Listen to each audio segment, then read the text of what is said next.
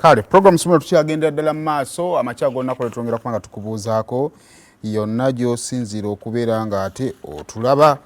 Kale kaakati olunaku olw'ejjo nalabyeko ku kitebe kya National Unity Platform akakiiko kaabwe ak'ebyokulonda nga kaggulawo mu butongole eri abo abalina okubeera nga ate bajja okufuna kaadi yaabwe ey'okwesimbawo mu kalulu ak'e Kawempe North. Yes, mukalu ke Kawempe North tukyaliyo. Kale mukalu ke Kawempe North nigano bwompadde olowooza ssebo. Kati mbadde ngeza kutunuulira wano lisiti y'abo abaagala ekifo kya Kawempe. Gompadde sigegano naawe.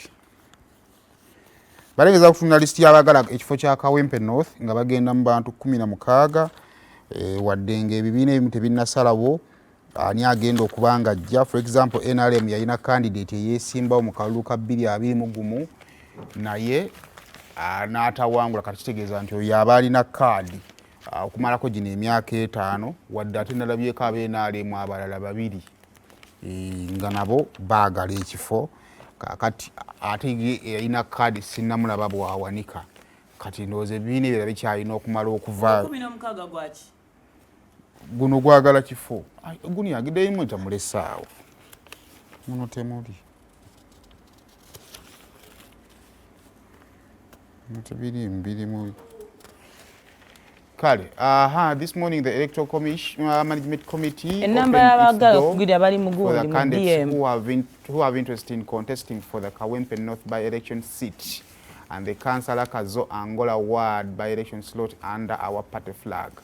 The exercise will run from today on Nako Radio up to noon, Tuesday, 4th February, 2025, and the candidates are expected to attend in person Totuma with the required credentials as earlier communicated. So twabategeezezaako nti NUP bye yeetaaga empapula ze ez'obuyigirize mwami wakulu mpagi zituleetereko twetaaga kaadi yo ekakasa oli memba wa National Unity Platform nayo ojja nayo twetaaga kyekirala ekyabadde waawo endagamuntu empapula z'obuyigirize tuzimaliriza. So osobola okujja era baatugamba nti bagenda kukola gundi vetting ya mirundi egiwerako kuliko okugenda ku ground bamanye nti ono ayagala tumusupporting mu bantu ayimiridde atya. Then tugenda kuba ne vetting process bwanga tugenda mu parliament naye mwami bakulu mpagi eyo gyoli ojja kwetaaga tukakasa oluzungu olumanyi. Tanesi luzungu minimum is senior 6. That twagala n'omubaka bannanga agenda okuteesa n'ennyenje zikungumuke. Kyabamula banga mwagala abaka abakola abalekaano obuleekaanyi mu parliament. Sibya speaker mugambye ng'otugambira mu lukuba mayi mu Uganda bayite ejja bweti. Esooka nejja ne bakulaga ekibadde mu parliament ng'abo Northern Uganda bayekunkumula Madam Speaker, I want to tell you this is not good. It should go to happen. Kakati neza nyingira parliament. Wala mtandika kasamya nga ntegedde kyemwogera ko nga nyingira Oluganda. Kakati we tumala okufuna bayiti eyo kyadde mu parliament nga bakuleetera Oluganda. Speaker mugambye. So bakulaga wano nti overall the race has so far attracted 16 aspirants, 7 of whom are from the National Unity Platform, who are seeking to contest for their party card. The final verdict will be determined after kale bano aba NUP kuliko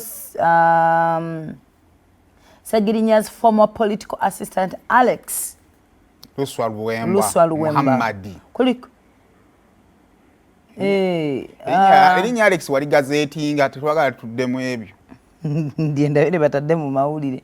Kale nga bwe kitambula tukulaga wano kuliko Umar Magala oyo Elias Luyimba Zinalukoola takyalabikirako ddala no ku masengere kuliko Hanifa Karadi, Juliet Namale, Ismail Musiitwa, Samuel Kawoya Kigongo, nengera no Salim Serunkuma, Ismail Matovu anti bano nyamba some wana aba NUP mwe bali mpate yaabwe.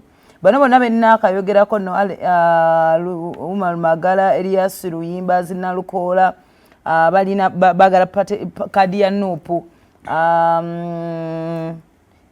Okay, wano wetuddako tuyina owa Ismail Matovu n'akakofira kakulagirawo, Mathias Mulumba naye ali under NUP.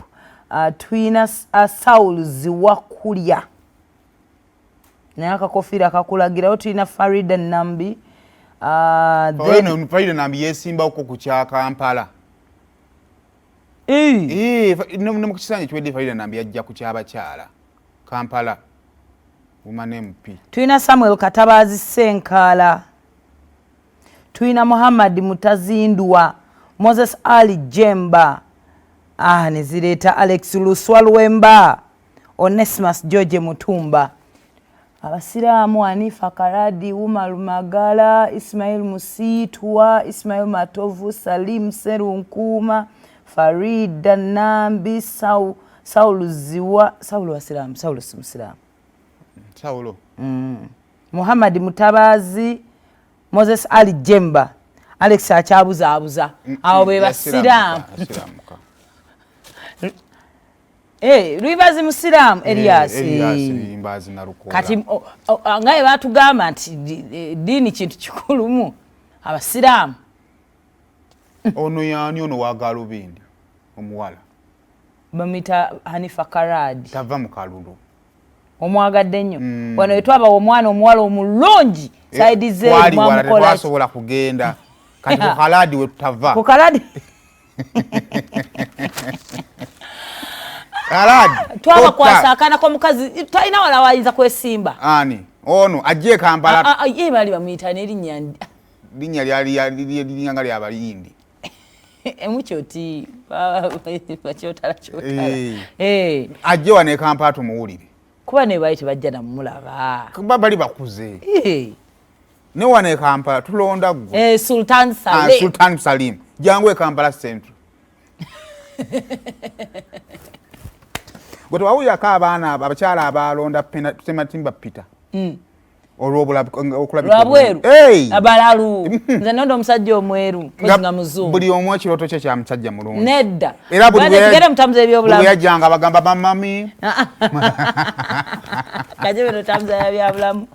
Kakati twagenda ne tufuna ku mawulire galinga agaweweeza. President Donald Trump yalifutinzeemu ku ban. Yakakanyizaamu. Twagambye ebintu bimbi yasookerako amanyo America motto ye America first. Nti bagaba sente z'obuyambi America efuniramu wa. Ekyeza America first n'Afrika kwe twakijja. Mbuki? Stomach first. Naye gumwe kiki mukulembeza. Tuli balungi. Kakati munange era bwatyo obulwali nye bati mu office kwe kusalako obuyambi obwali mugenda manga agenjawulo nga naffe kono kwetuli. Era tukulaga nti ebitundu kinana US funds 80% of all projects in Uganda through USAID. 80%. Era mu projects ezimu ezayingirwamu zaali za byabulamu. Gwe bulwola ba campaign ennene ennyo ey'ebyobulamu manya muzungu yavujjiridde. Kakati ng'esingira ddala obunene yali abalwadde abalina akawuka akamukenenya abalwadde baffe through PEPFAR kuva 2 befunira ekiddagala bambi n'obeerabeerawo kono okuza ku baana n'obulwadde ono mwali butuleetedde amaanyi naye singa si ddagala eryo n'endwadde endala naye one of the biggest program kale olaba mulimu programs ez'amazzi mulimu ebintu nga bwebiri byo biri life threatening naye mulimu ekisookayo anjjukira eddagala eryo singa kati tumala ebbanga tetulifuna tumaliriza tutuze mabe. Omanyi omulwadde ali ku ddagala babawa eddagala lya mwezi. Lya mwezi. Era toli advised kumisinga. That is why bamugamba womera ku saa 2 mira ku saa 2. Akawuka kano kateega buteezi. Era abasawo bagamba tolinda ddagala lyokuggwamu. Wandizinga bulayo nnaku nga ziizo. Anti bo bakubalira nti ekikebe kibamu empeke enkaaga. Ne babala nti osobola bw'oba osigazaayo 10 yeddeti gye bakukomawo. Kyokka ate bakugamba nti okonda kukomawo nga 6.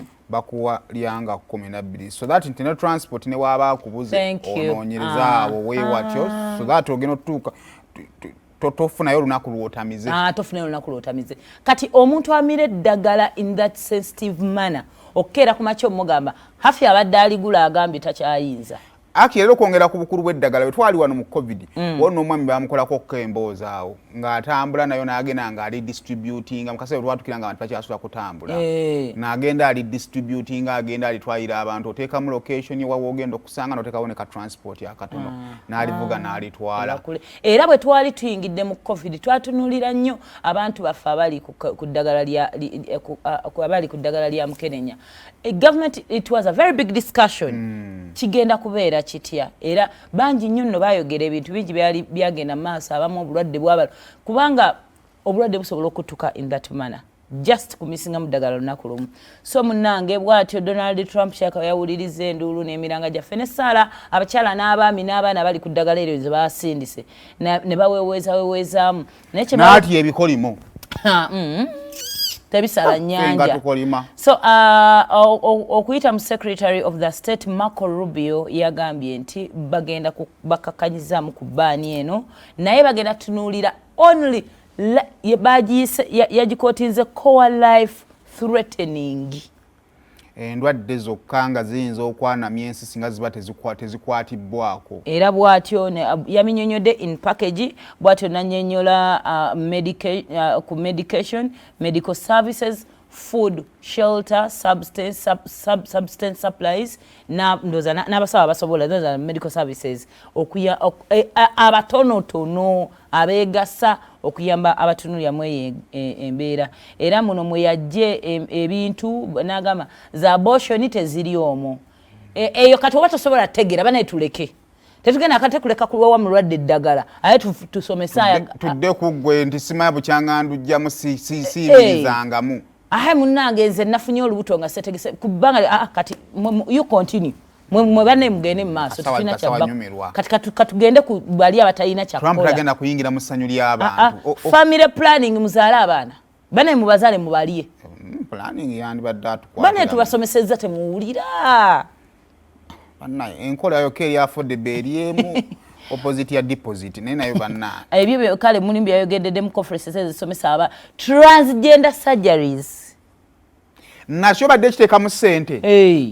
ate jjukira bino tabyagalirako dda kati nzimba bizimba byo kubaera funa buzibu bwe yabikka kola byonna byogira funa bizibu byo tuli bantu kati bakulu tusomesezza ekimala kakati bw'atyo kakati kino kigenda yambira mu Uganda oba kiyambirawa abasawo bangi bakyogeddeko nti kintu kirungi nnyo nalabeko ne executive director USAID winyini byanyima n'agamba kino kya makulu nnyo kigenda kuyambako tetumanyi fe abatali ku ddagala oba abatali basawo tosobola kimanya kyekitegeeza naye nkuwadde omulwadde wammwe ali ewakaawo mubuuze olunaku lwaizo misinga ku ddagala impact eyinza okujjawo so bwatyo bagiwelkaminze eno lift oba waiver esobola ekakkanyaako tugira nga tufunayo kale ku buyambi obwetaagisaabo ani amaze ennaku 10 nga talya gwe tubatuwa amaze 3 tulindako oli ali kumpa Trump azisaze ate tulinako n'ez'okubba zinaddamu okubba anti kati era ebimumbi bali discussingako kati kiri ku government eddeyo batunule ki ekisinga okwetaagisa baddemu arranging ebintu byabwe what is more important kwaliri badde insene zibadde nnyingi kati nga zibituuka naye waliwo omuntu ye yateekawo lo nze ndyako bina nti bwe kajja nga kawumbi njagalako ebina byange mubiteeke era bwe bijja nga bina njatwala ebina ate era olukaaga ne wabaawo era naye agamba nti njagalako ebibiri bannaye So, ono executive director wa USAID Winnie Byanyima agamba I welcome the decision of the US Secretary of the State Department to continue life-saving HIV treatment during the ongoing review of the U.S. Foreign Development Assistance. The urgent decision restores hope to millions of Ugandans living with HIV to keep us on track. Ending AIDS by 2030. Kati zile naku echenda okay kalo ngachimaliriza. Zebabadde bagambye stop and review. Badde balina kukoona kwe bati kati ezo ensonga zenkunyonyodde ziri very critical then nga eba reviewinga balabe batya we bakikwatamu lwakuba nayo olaba era America ebyo nayo baadde babikoze baadde batugyeko obuyamini naffe era twali tusazeewo nga tutudde nga twagala kubaako be tubajjako ngaki twagala saala zaffe ze tubasabira olabe kati eno y'entambuza y'obulamu bwo